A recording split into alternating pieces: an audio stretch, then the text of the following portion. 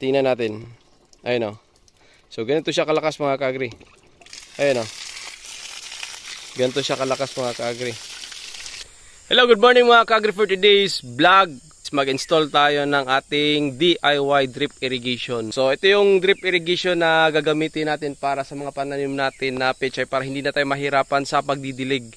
Napaka labor cost talaga yung pagdidilig. Lalong-lalo na kapag yung supply naman ng tubig mo is hindi masyadong kalakasan. So, I do realize na ang drip irrigation, ito yung pinaka-solusyon talaga para serving sa water. So, direct siya sa puno ng halaman or ugat ng halaman. Then, magmumoist ang lupa. So, yun yung silbing nagdidilig. So, nakaka-conserve tayo ng more tank of water. So, ang gagamitin pala natin dito ngayon mga ka-agri is yung 2 drum muna kasi kulang pa tayo sa budget. Alam mo naman na pa lang tayo, kumbaga beginners, farmers. So, nag-i-invest tayo ng mga materials para sa ating mga kagamitan dahil mas maganda naman talaga pag pag easy, then sustainable na consistent tayo sa pag-produce ng ating mga product. And then, yun talaga yung pinaka-goal ko talaga mga ka-agri. Kasi pa tayo ngayon kumbaga observant or experimental sa ating mga ginagawa. So, ang kulang talaga dito ngayon is yung patubig namin, hindi kumbaga traditional talaga, yung dinidilig talaga manually. So ngayon is ang gagawin ko is mag-i-install ako ng drip irrigation. So naka-elevate pala to siya mga ka-agri, no. So ito yung nakahang siya mga ka-agri dahil para yung force ng tubig, kumbaga gravity kasi yung ginagamit natin ito force ng tubig pababa is malakas. So naka-elevate siya ng almost mga 1 meter 1 meter ata. O mga 1 meter siya. Naka-elevate siya. Medyo mataas naman itong lugar na to. Ang ginawa ko naman dito mga ka-agri sa drum is binutasan ko siya tapos gumamit ako ng female and male bulb na size number 1. So nilagyan ko din ng epoxy prime all purpose. So para hindi siya walang tagas talaga mga ka-agri. And then hindi ko na ginamit dito sa hanga niya kasi ang gagamitin ko dito is dito ko yung ilalagay yung hose ng tubig. So kumbaga unlimited siya. And then top dito is nasa taas siya. So ang gagamitin natin na kumbaga na main pipe is yung PE1 na black hose. Ito yung kakabitan ng ating mga drip hose papunta doon sa may malayo na yun. Siguro nasa mga 60 meters ang haba. So ito, pagpasensyaan nyo na mga ka-agri, hindi pa natin na-cultivate. Pero doon sa baba, pababa, na-cultivate natin yan.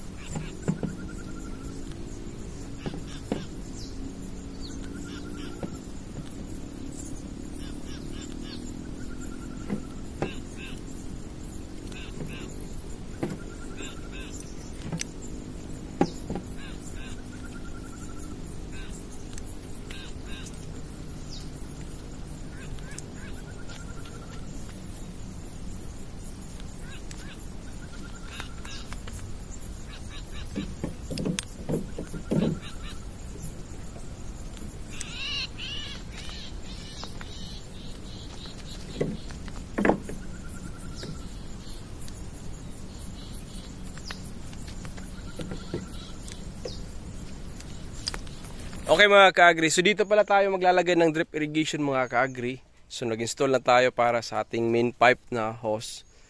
And hindi ko pa naayos pero andun na yung tubig. So ano ko na lang, kumbaga aayusin ko na lang talaga na hindi tumulo yung mga tubig. So yun, ito yung thumbnail natin mga ka-agri. So pag i-install to, siguro mga next vlog na lang natin siguro to sa pag-install. Ang sa atin lang is yung paggawa ng tangke o sa hose na yun. Ayun o.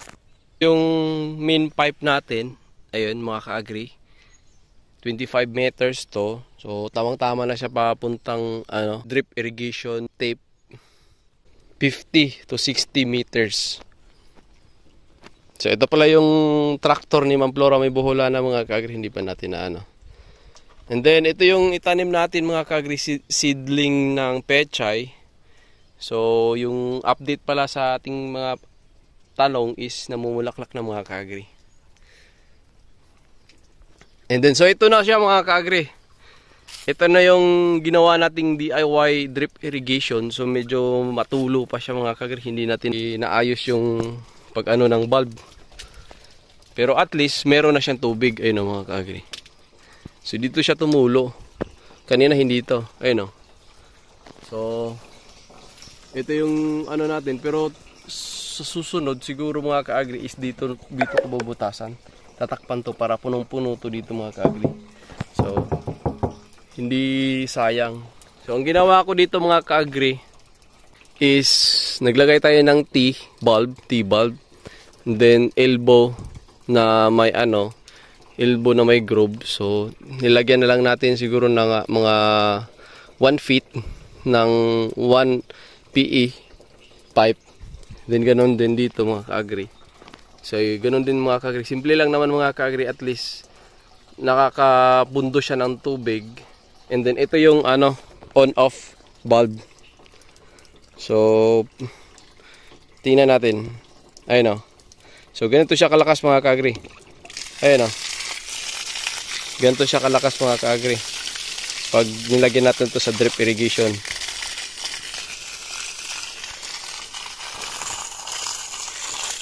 So yun. Ganun siya kalakas mga ka-agri pag nasa na tayo. So maganda talaga yung nakahang siya mga ka-agri. So sa susunod na vlog natin mga ka-agri, papakita ko sa inyo yung pag na natin, pag install na natin ang ating drip irrigation. So mamaya aayusin ko to, medyo tanghali na kasi. And then ito yung main source of water natin, galing to sa bundok. So dito yung mag-iimbak ng tubig. So ganun lang kasimple mga ka-agri. At least meron na tayong naging productive tayo. Sobrang lakas. Ayan.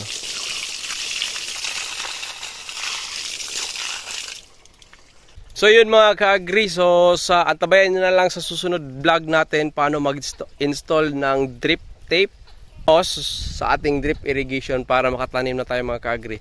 And then i-update ko rin kayo mga ka-agri sa ating bagong hand tractors, kung pa-evaluate natin kung ano yung performance ng ating hand tractor na binili. So ito na yung drip irrigation natin, medyo tumulo pa siya pero kahit paano meron na siyang improvement. So aayusin na lang natin to konti para maka-install na tayo mamaya, or sa next vlog na mamaya mag-harvest, and then mag-i-install na lang din sa sa main pipe ng hose na gagamitin natin para sa drip tape. So sana marami kayong natutunan mga ka-agri sa video na to. Kahit paano DIY, hindi natin talaga napakita yung paggawa dahil wala naman tayong taga-video. So kahit paano na-explain ko naman. So sana marami kayong natutunan sa video na to. At please do subscribe sa aton channel JTV Agrikultura. Happy farming mga ka-agri.